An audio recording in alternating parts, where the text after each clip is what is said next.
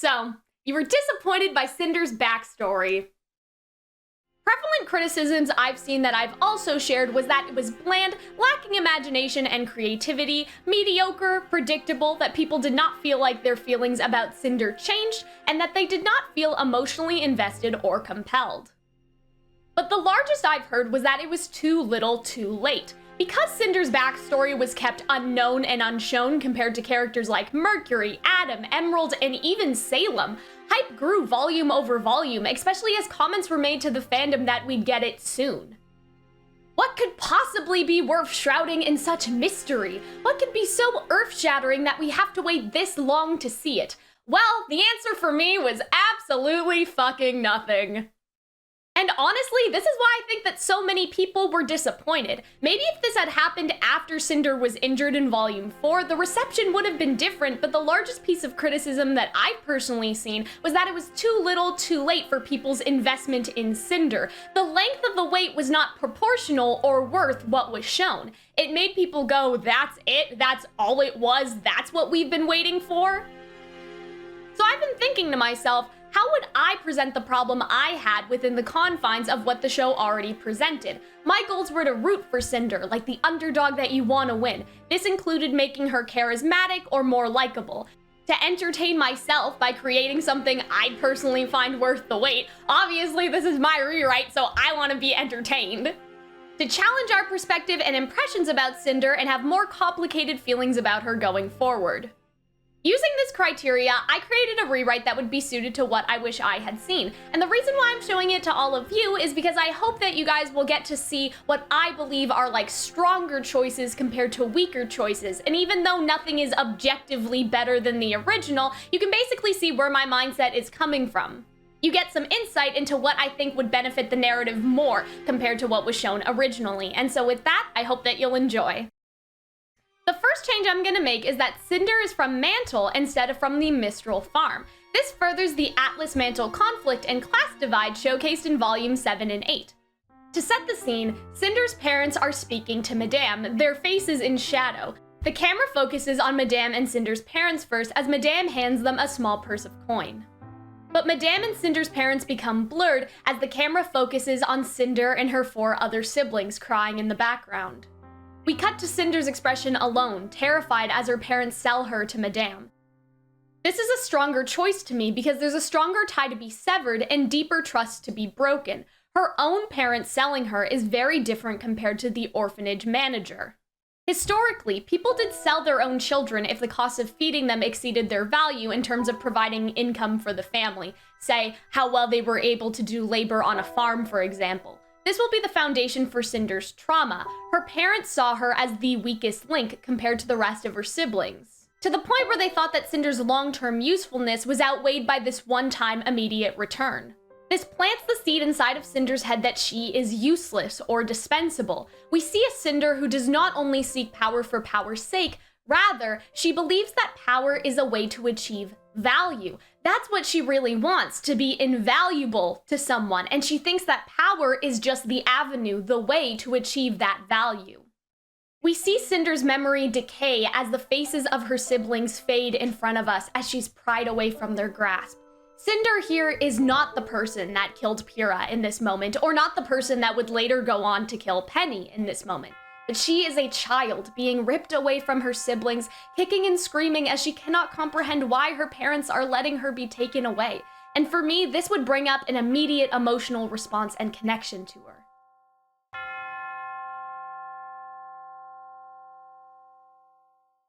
In Volume 7 and 8, we see Cinder's clear hatred for the Atlas elites, and this is where it can continue to stem from. Her parents live in Mantle in unnecessary poverty while Atlas elites wine and dine without a second thought. People below have to sell their children to prevent themselves from starving to death, while in Atlas they live in a criminal excess of luxury and gluttony. The next scene will show Cinder's arrival in Atlas, but this time she won't be alone. Cinderella doesn't really have a lot of human character friends compared to like other Disney movies, so I kind of had to think outside the box and use more like concepts compared to like actual like characters from the fairy tales. But first we have Iridessa for her iridescent hair and eyes based around the glass slipper. Second, we have Willa, who is based on the willow tree from the original story and the more Disney movie Cinderella's bird friends. Thirdly, we have Pep, named after Peppo being a pumpkin. She's an allusion to Cinderella's mouse friend as well as the pumpkin carriage. I thought that two characters being Faunus would be beneficial, since a lot of people expressed their disappointment at how the Faunus subplots were dropped in volumes 7 and 8. To visually show how they've been treated before this point, I had this idea that Willa's wings would have been clipped, while as Pep has clearly sustained some damage to her ear. But with Madame, we will also see that difference in treatment. For example, the Faunus are not allowed to be seen by the guests, so they have to work at night. However, Madame continues to force them to work through the day as well in the back rooms, meaning they get little sleep. They are not allowed to speak to Cinder or Iridessa and are forced to do more physical labor. Some people think that Madame wouldn't hire Faunus, and that's why that there were none at her hotel, but given the fact that there are Faunus in the Schnee Manor, I don't think that it would necessarily be unheard of. And I think ultimately this choice has some more depth, as we see that Madame is happy to profit off of Faunus labor, but still holds up this front of no Faunus allowed. I feel like that this would also help to highlight something important about the situation in Mantle. We see Mantle humans turn against the Mantle Faunus, but this conflict is manufactured propaganda by the Atlas elite, so the working class in Mantle fight amongst themselves. Make no mistake, the discrimination and the racism the Faunus face is real. My point is that the racism is being pumped out by people like Jacques Schnee on purpose.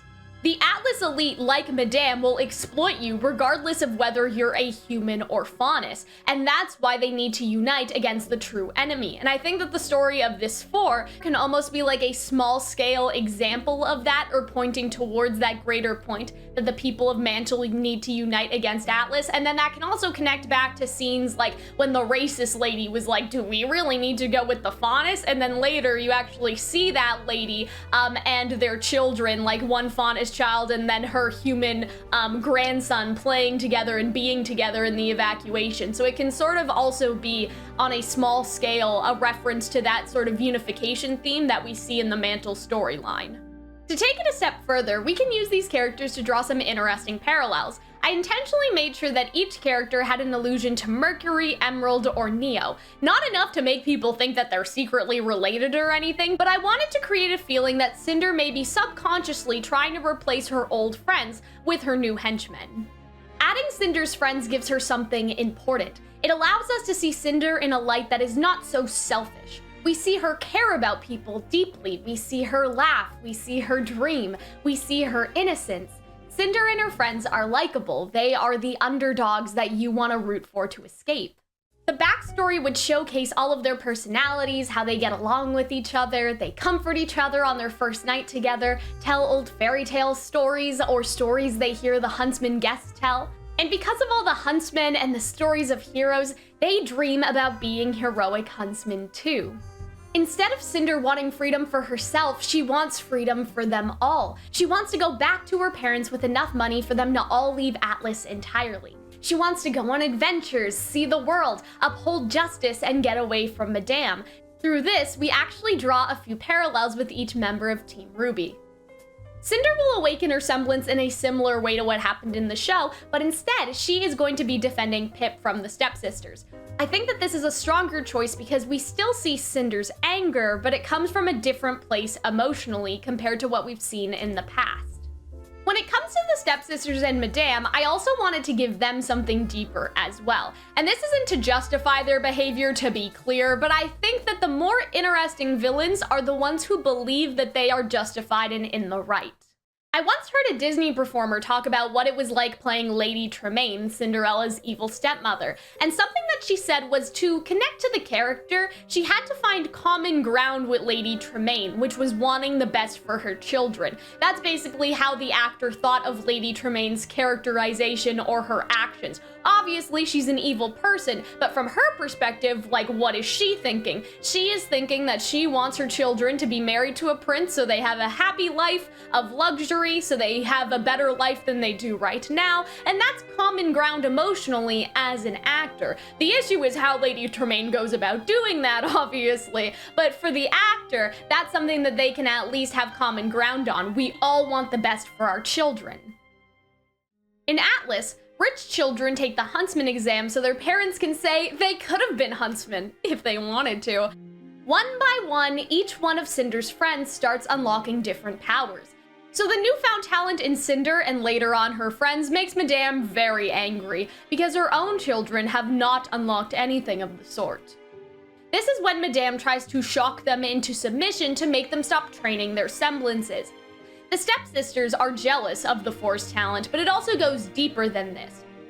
Their stepmother has been verbally, emotionally, and even physically abusive towards them for being such failures. The stepsisters are perpetuating that cycle of abuse onto Cinder and her friends, which they learned from their mother. The stepsisters see Cinder and her friends as to blame for them being abused by their mother, instead of blaming their mother. Madame cannot possibly have her children be inferior to her mere servants, so she hires Rhodes as a private tutor for her daughters. Rhodes accepts this proposal because the pay is better than going on missions and much less dangerous, of course, but it's also because he wishes to train Cinder's friends in secret. Rhodes goes to the basement to speak to them instead of Cinder stealing his sword, but Cinder is quick to throw herself in front of her friends and ask him what he wants. It's clear through this and other scenes so far and after this that Cinder sees herself as their leader. She takes their punishments and beatings willingly from Madame because she believes she can handle the pain. She wants to protect them until they grow stronger, and in this scene, when confronted by a stranger, she is ready to protect them. But in a way, doesn't that make her friends dependent on her or need her? And she probably doesn't realize that this is what she's doing, but I think that she's basically taking this role for them to depend on her so she can feel valued. They decide to take Rhodes' deal, and we see them growing up together, develop their semblances, sparring together, and submitting their applications to Atlas Academy. But this montage ends with a scene of the stepsisters getting their invitations to the initiation trial, and a cut to a dark, moonlit room where everyone is sitting silently to the click of a clock going back and forth.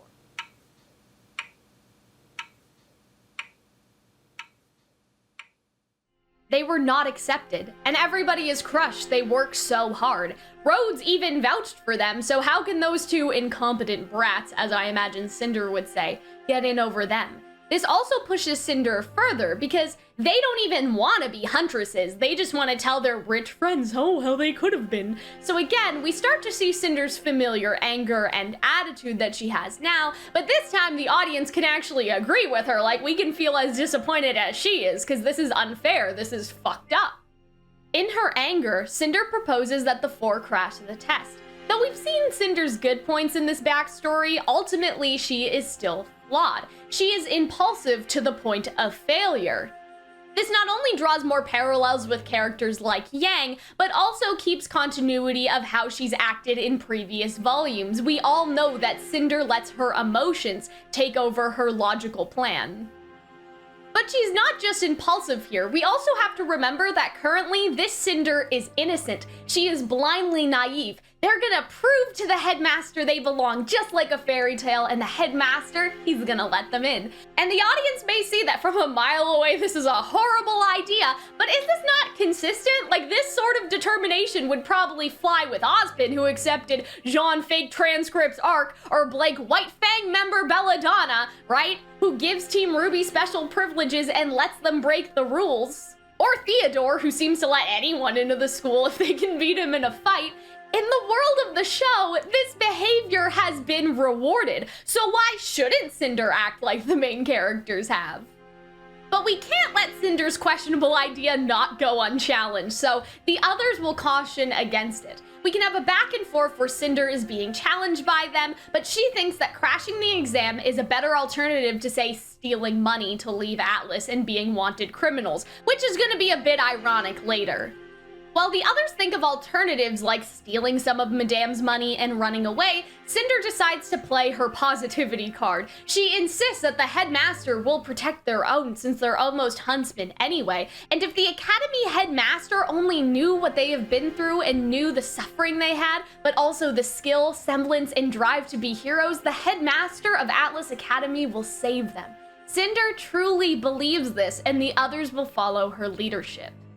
Similar to the Emerald Forest, Atlas's trial will take place in the underground mines that we see in Volume 7. So they go in, they fight some Grimm, they find whatever the chess piece equivalent is, and this will bring up another emotional point for the audience, like nostalgia, like it's taking us back to Beacon in a similar way.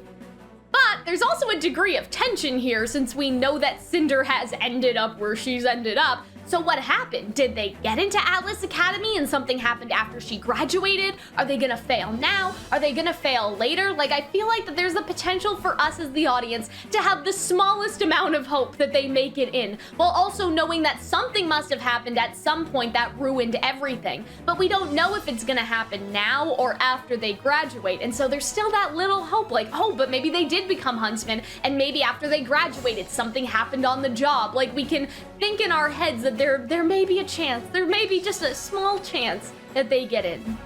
We don't want to make them look too good, so I would say that they pass maybe 3rd or 4th out of 10 or 15 teams. There's a celebration as they're surrounded by clapping fellow huntsman children their own age, and they see the stepsisters barely pass at the very end. But suddenly, as their team name is being announced, the predecessors to the Aesops arrest them. Trespassing on school grounds, interfering with an official exam, impersonating potential students, all while all the other kids that passed the exam, their parents, the teachers, Madame, and the stepsisters are watching. And of course, Madame and the stepsisters are watching with a smile, as Cinder yells, "But we proved we're strong enough, didn't we? Why aren't we good enough for you?" As they are dragged away, yelling to Ironwood's predecessor, who just turns away, who doesn't even look at them. Rhodes, who realized what they were doing, came to the school, is beside him. He looks towards Cinder and he turns away too, Cinder quietly and tearfully asking, "Why wasn't I strong enough for you?" This is the earth-shattering moment for her. She's realizing that no one is going to save them. Not the huntsman, not the headmaster, not Rhodes, and not anyone.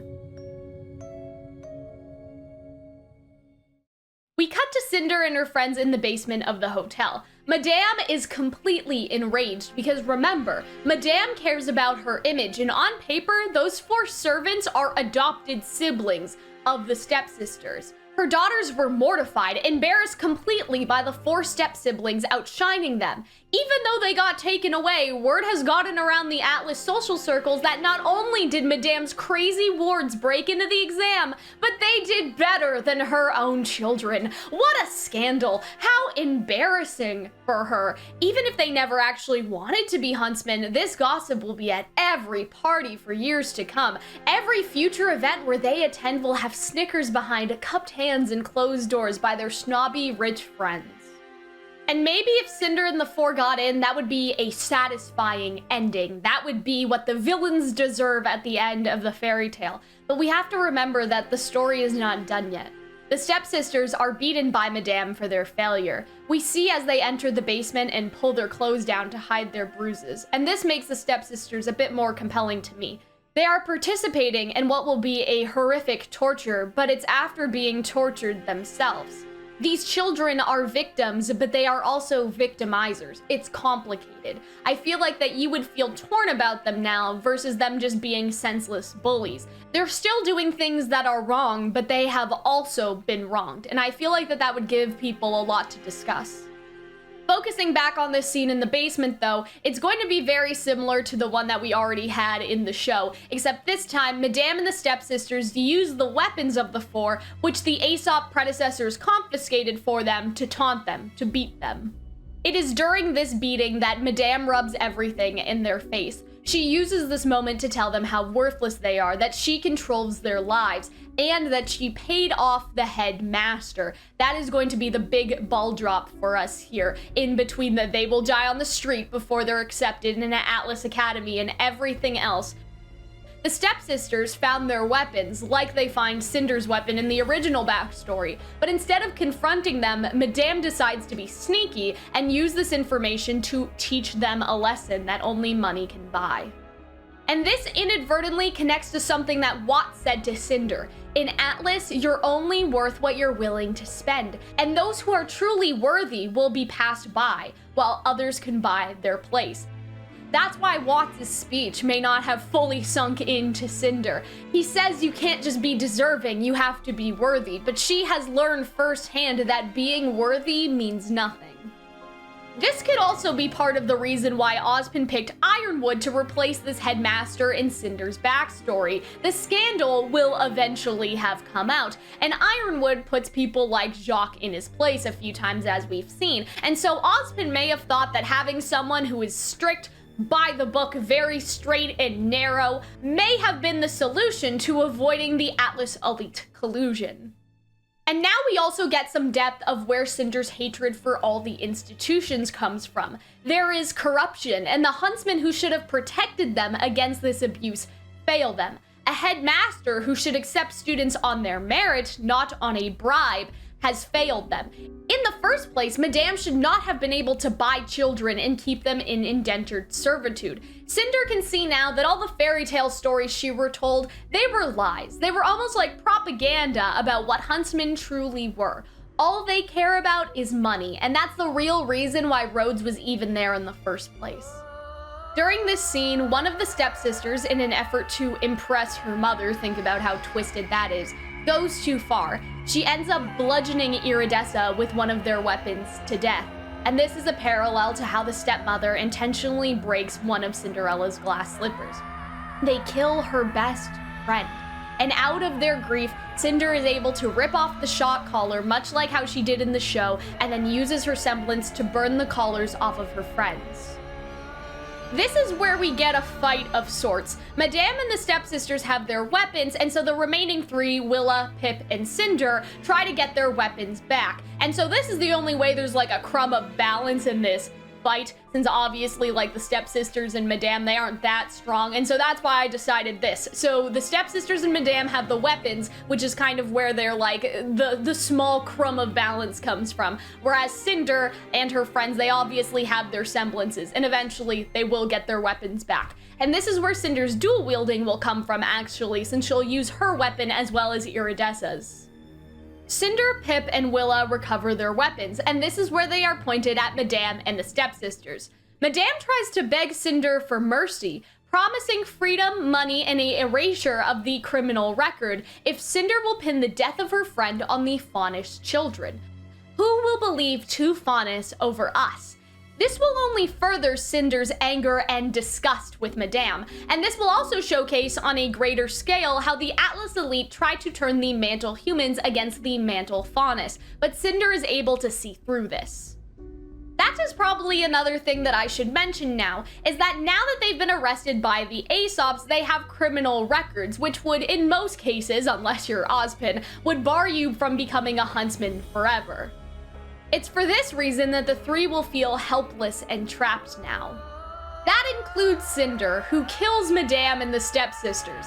Pip and Willa start to panic, not expecting Cinder to go this far. They thought that they would just recover their weapons and run away. But Cinder tells them that Madame could have just pinned Iridessa's death on them, that Madame could buy off the police entirely again, that there is no justice, and so this is the only resort to punish Madame for all that she's done.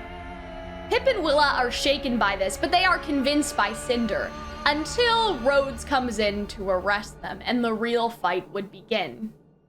Willa and Pip don't want to fight Rhodes at first, but Cinder starts to convince them that it's either them or him. It's Rhodes' fault that their friend is dead. She would express that she should have never trusted Rhodes, that he was a spineless coward, that he could have prevented this.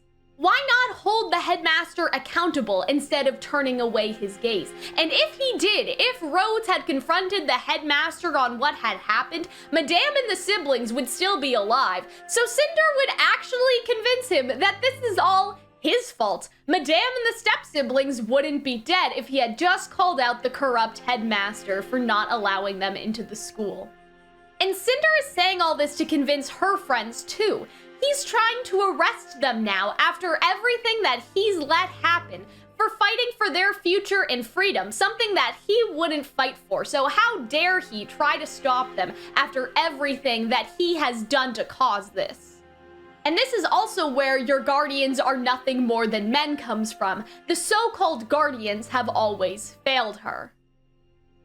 My My beta readers didn't think that Rhodes would kill children, and so I have two alternative options for why Pip and Willa did not come with Cinder, obviously, into Salem's faction. So the first one, I will put a little trigger warning that there is going to be some police brutality talk in here, and so I would skip to the second alternative in maybe like 3 minutes. I just wanted to make sure that I said that because this is very triggering for some people, and I want to make sure that, because I probably didn't have one at the beginning for that. And so the first idea that we sort of had was that Rhodes would bring in members of the predecessors to the Aesops to arrest them, and that they would kill Pep and Willa. And this is especially tragic since Pep and Willa didn't kill anyone, and I feel like that this would make the viewer really feel the weight of that injustice, and it would be a greater commentary as well.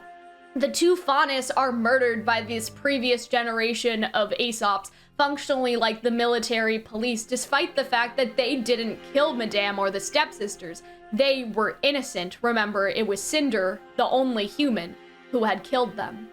And I feel like Cinder would even vouch for the innocence of her friends, trying to protect them once again like she protected them as children, but the Aesops do not listen. And Rhodes, given his unwillingness to stand against authority, as we see in canon and also in this rewrite, does nothing again. And this furthers Cinder's distrust of the Academy and the Huntsmen, and after this, Cinder alone kills the Aesops and Rhodes.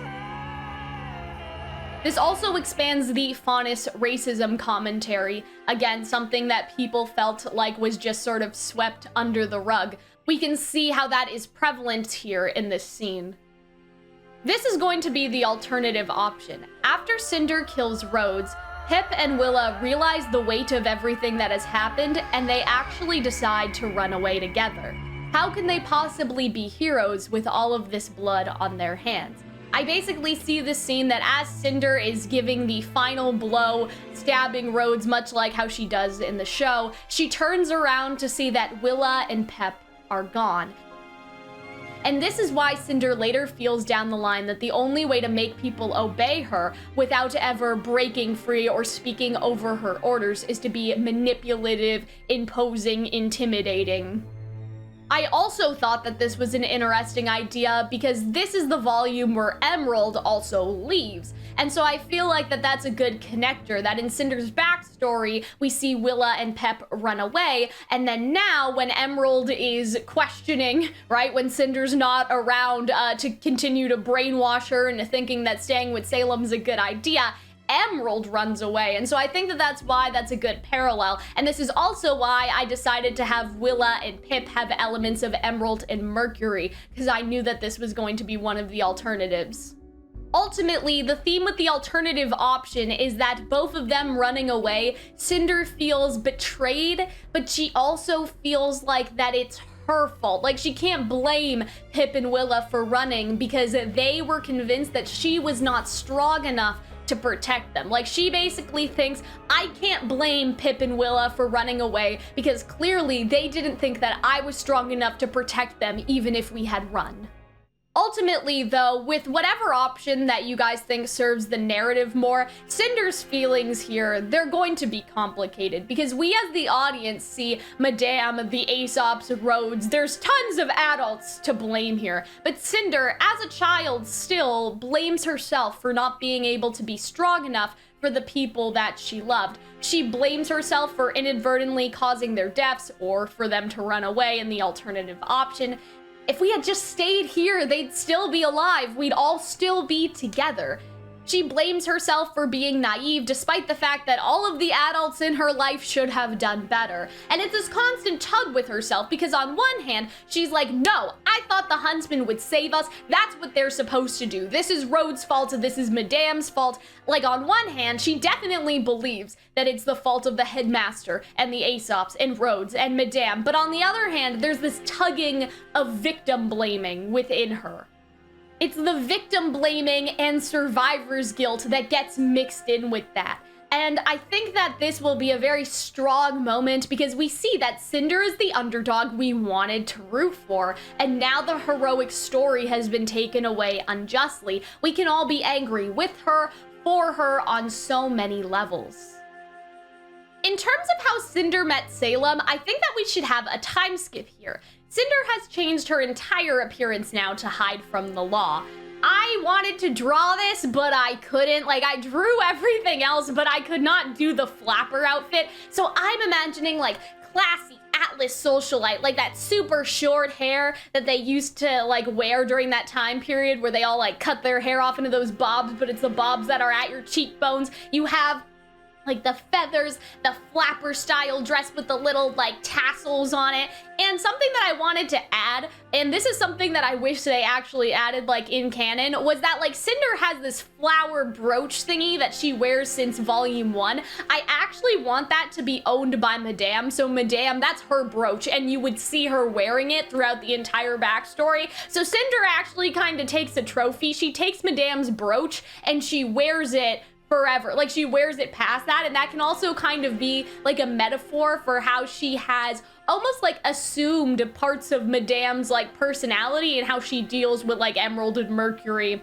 and so on. Like, she perpetuates the cycle of abuse, and so her having that feather and that brooch that was Madame's, it's almost like she has like accidentally merged with some of the things that Madame did to them, you know what I mean? And so, yeah, that's basically what I'm thinking for her outfit, like very flapper and stuff like that. And no one has blinked twice at her because in Atlas, appearances are all that matter, and she looks the part.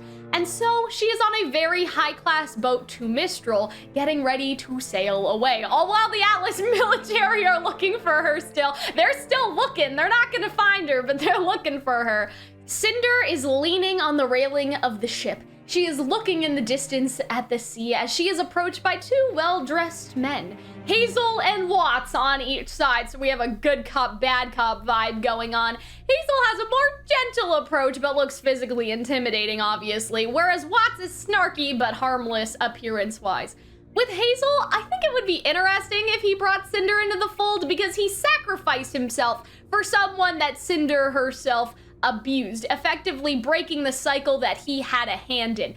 He brought Cinder into the fold, and then Cinder brought Emerald into the fold, but now Hazel has made things right by making sure that Emerald was able to escape. And he also wants to take down the Huntsman Academies and Ozpin at this point as well, so I think that he could work on that angle to convince her. They basically share something in common. You hate the Academies, I hate the Academies. Whereas Watts hates Atlas, and so he could use that to convince her. And it would be narratively interesting if he brought Cinder into the fold early on, because she causes his downfall later, of course. And if you're worried about the timeline, I got it. For the sake of continuity, Ironwood is actually the head of the military, therefore he is managing the Penny program project. He scorned Watts, all of that stuff happened. But he wasn't headmaster yet. The other headmaster was still present. However, when the scandal comes out, the other headmaster is removed, and that's how Ironwood is headmaster of the school. And this headmaster's removal could have been Salem's doing at some point as a show of good faith to Cinder. So yes, don't worry, Ironwood's backstory with Watts is basically the same. The only thing is that Ironwood was managing the military program only and not the school until sometime later when Watts brings Cinder into Salem's faction. Obviously, Cinder starts panicking, but they tell her not to worry. We represent someone who can help you, but you have to come with us. But if you won't, well, I'm sure the captain would like to know that a wanted criminal is traveling to Mistral right under their nose. And so with that threat out of the way, they both take Cinder to their cabin. Salem is going to be here in a seer grim, and that connects to Watts carrying one around a lot, or like all the time Watts is just carrying it around in his bag, so he has one here too, and Salem decides to talk to Cinder. And Cinder is freaked out at first, but Salem has some points to manipulate her on. My plan is to create a new world in the ashes of the old, where the worthy are the ones who lead, not these corrupt headmasters and kingdom leaders. Cinder's already angry, so Salem's plan to take down all the Academy's fits. Salem also entices her with the promise of ultimate power, that the magical heroes in the fairy tales are real, but they're not huntsmen, they are maidens. strong, powerful women with unlimited magic that can strike down anyone on Remnant who perpetuates injustice and upholds unjust systems. And this is where Cinder's desire for power will come from again. She thinks that this is like the true power, the true magic of the world, the true heroes. It wasn't those huntsmen. In fact, it is these girls instead, and I can be one of those. I can be one of the maidens who gains the magical powers and changes the world. And she wants to be strong so she'll never lose anything or anyone again. Additionally, we do have to remember that Cinder's whole thing is value, and I think to some extent she has nowhere to go. She has no one who loves her, and so I think that maybe, like, a part of her is seeing that I can be valuable to this organization. If I join, I can get these powers and be valuable to Salem, but also find enough value in myself that I can help take down the schools and things like that. You guys understand what I mean? So there's that angle for the maiden powers as well. Not just wanting to be powerful, not to lose anything, but also, hey, if power gives me value, I'll have enough power to not only be valuable to her and her plan, but also just be valuable to myself and for my own plans. And third, I feel like we should have a little emotional manipulation here, and so Salem tells her, a long time ago, someone took away the people I loved from me. And unlike Madame, I think that Cinder would get the impression that Salem is someone who actually cared for her children, but unjustly lost them. Follow me, and you will never lose anything again. Now, Cinder doesn't fully trust Salem, because after being betrayed by so many adults, why start trusting people now, like seriously? But Cinder has her own motivations as always, and I think that Salem's proposal is enticing. After everything that she's been through, I think that she thinks that she's smart, she's worldly now, and she's more like the Cinder that we know now, the cunning, domineering, sort of femme fatale thing that she puts on, right? It's sort of the act. She has bought into the act that she's put on for this strength, and now she thinks, I can win this time. I have learned that this is the only way, being cold, being calculating, that's the only way that you'll ever get anywhere in the world, and now that I know that, I can take this situation and turn it to my advantage. Now I'd like to talk about how this would impact the present. I feel like that Cinder could fall into Salem's footsteps, wondering if the relics could bring people back to life, not knowing that Salem failed at this. While Salem has the power of destruction, the grim, of death, maybe Cinder has gotten the false impression that the maiden powers are life, the relics are life. And so, since she's blaming herself for the death of her friends, or just Iridessa, depending on what version you liked best, she could bring them back to life or even turn back time with the power of the relics. And so maybe she has that in her head, that that's something that interests her, if that could be possible. This would also be interesting for the Penny conflict in Volume 8, because Penny is effectively brought back from the brink of death with the relic. So what else can the relic do? I feel like that this would only feed into Cinder's desperation to get it, not just for Salem, but also for herself. And some more miscellaneous connections, this also gives a deeper meaning with the Cinder and RWBY conflict. It goes beyond RWBY hurting her with her silver eyes and weakening Cinder. RWBY has the God-given power of silver eyes that she was born with, that she did not earn. She got early acceptance into the school, a headmaster that bent all the rules for Team RWBY. But despite everything that she's seen, still somehow remains optimistic. With this backstory, I feel like RWBY's optimistic nature is a reflection of what Cinder used to be, and I think that she's frustrated that RWBY, after all she's seen, that she can still be that way, and she's angered by how RWBY had everything handed to her, yet she acts like some big hero. And so you have two sides to the same coin. One, RWBY is still optimistic, she's still kind of innocent, she believes she can be a hero, but on the flip side of that, Cinder would probably say, well, you only think that because you've been handed everything.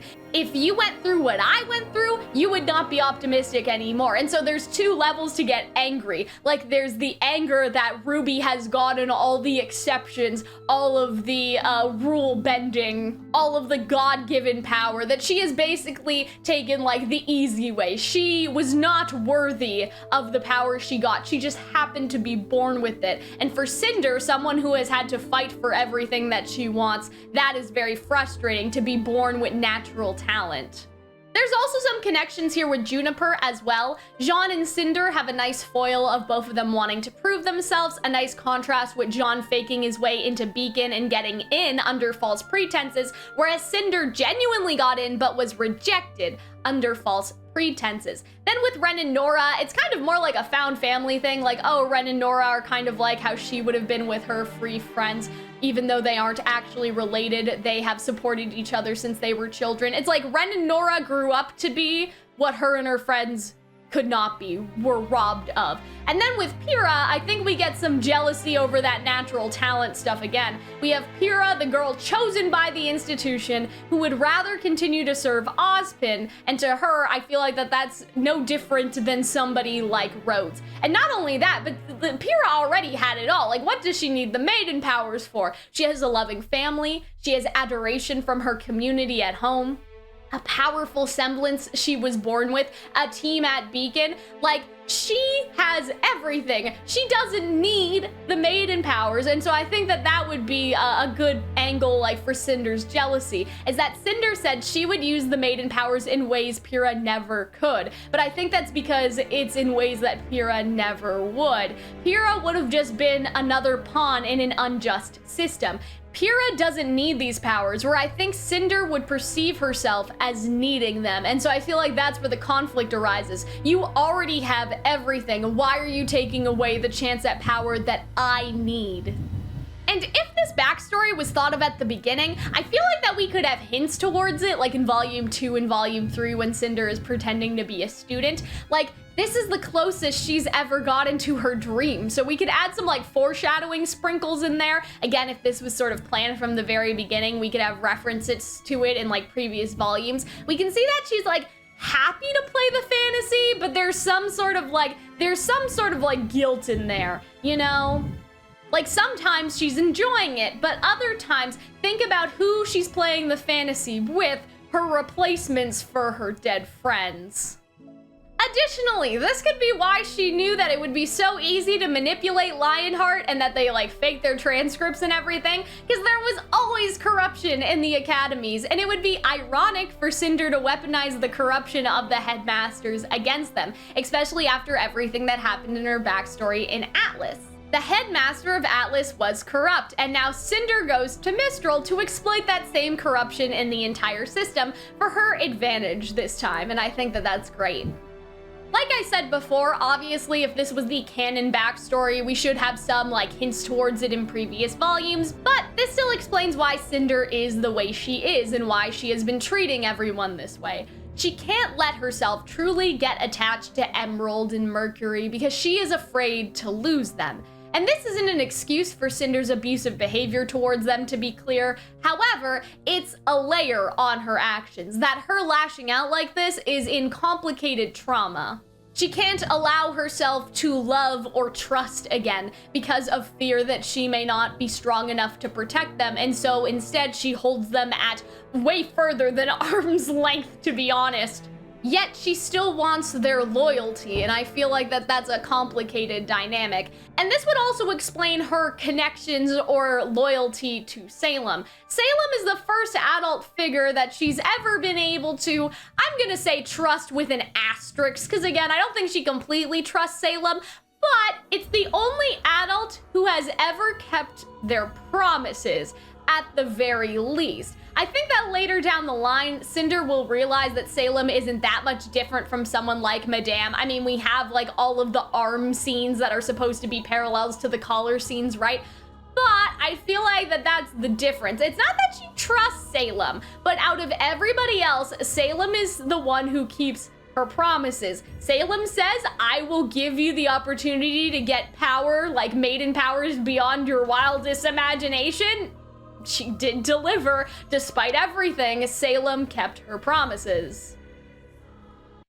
conclusion, this fixes the problems that I had with Cinder. It challenges our perspectives about her motivations and values, because now we know a new truth about why she may want the relics Maiden powers and why she follows Salem. It builds up her hatred for the academies, Atlas society, Huntsman, and it also gives some world building to Atlas, Mantle, and the Faunus racism conflict. I also wrote it to entertain myself, so on that front, of course I succeeded. I wrote it to be for my taste, so, you know, it fit in with my taste, so I accomplished that goal. But in my head, it brings some exciting fight scenes, some nostalgia with that initiation trial, some cool new character designs with weapons, and I will ask if you guys want to, like, I don't know, like make like character designs for them when they go to the school. I originally was gonna draw them in like new outfits and stuff. Like I was gonna have like Pep in a bun or something, you know what I mean? Like a bun kind of like the pumpkin shape and what Cinderella wears, and it was gonna be this whole thing, but I haven't actually decided on their weapons or like what they would look like. Additionally, if anybody's wondering, since Iridessa's semblance is kind of similar to Neo's, that's where they would get the new clothes from. So if you want to design them like when they go to the initiation trial and they're kind of like in disguise and in new clothes and what their weapons and semblances should be, like go for it. Cause I thought about it like a little bit, but I'm not like, I don't have a concrete answer. So I think that would kind of be like a fun community thing. Like what do you think their weapons would be and their semblances would be and like stuff like that. But back to my point, it's emotionally compelling with this tension of where you want Cinder to succeed despite knowing she fails. I feel like it gives Cinder a stronger human element, like feeling guilt about the death of her friends or that they ran away, again, depending on which option you want. And it showcases why she'd want to follow Salem's plan of rebuilding the world out of the ashes. However, the backstory does not take away her flaws. In fact, I feel like that it would sort of highlight her flaws and where they stem from. Her anger, her impulsivity, her enjoyment of exerting power over other people now. And think about it this way, like Cinder enjoyed being the leader amongst her friends, and part of that was like wanting to be depended on, wanting to feel valued, wanting to be in control. And now she wants to feel that same thing, but with Emerald and Mercury and Neo. Like she still wants to feel like they need her, that they depend on her. And I think it's even more interesting that maybe that also applies to her enemies. And I know that's kind of a weird thing to say, but like think about how much Jean values Cinder as an enemy. I know that this sounds weird. Values Cinder as an enemy, but then Cinder's like, who are you again? Like she definitely knows who Jean is, or at least, I don't know. I kind of took that as like she definitely knew, but she was fucking with him. I think that that's an interesting angle, is that she not only wants to be valued by her henchmen and like Salem and whoever, but she also wants to be valued by her enemies. Like she wants to be the villain that is affecting them in the way that she affects Jean, right? Like I feel like that there may be that element to it as well. Like she wants to be valued as the villain in the stories of the heroes, which could make things really interesting. Or think about like, you should have never betrayed me, and then you should have never been born, right? Like that's kind of like the power exert. It's like she is exerting her power and perceived value. Like I am so mighty over you that you should have never even been born. Like how she says to RWBY. I feel like that she thinks that she's valuable for exerting that sort of thing over them. With that being said, everyone, let me know what you think of my backstory rewrite, if there's anything I should have added or removed. Would you like me to try to create a backstory entirely removed from the glass unicorn altogether? Because like part of my goal was that I wanted to keep it in the setting that RWBY did and basically showcase like how much further it could have gone from what there was. Does that make sense? So that's why I didn't have like Pirate Cinder or something like that. Like I wanted to showcase, here is an idea that keeps it within the confines of the characters and sort of some of the themes that maybe, you know, the show was trying to do, that the show was trying to add. But here's how I would expand on it. So that was what this type of rewrite was supposed to be. But do you want like a completely original backstory that's kind of like, throw the glass unicorn out the window? Like, Cal, what do you want? What is the setting you would have put them in? Like, a glass unicorn be damned. So let me know if that's something you want to see. Thank you for attending Calxiyn's Royal Court today. Thank you to all the patrons who have supported this project. You guys can check out the Patreon if you want to support me. and all that fun stuff. Support me, support the editors, get some cool rewards, and then maybe like next time I could have more images and like graphics and stuff, because like I had to draw everything I wanted myself. So maybe next time we can have bigger production value. I don't know. But that's all from me, guys. Thank you guys so much, and I will see you next time. Bye.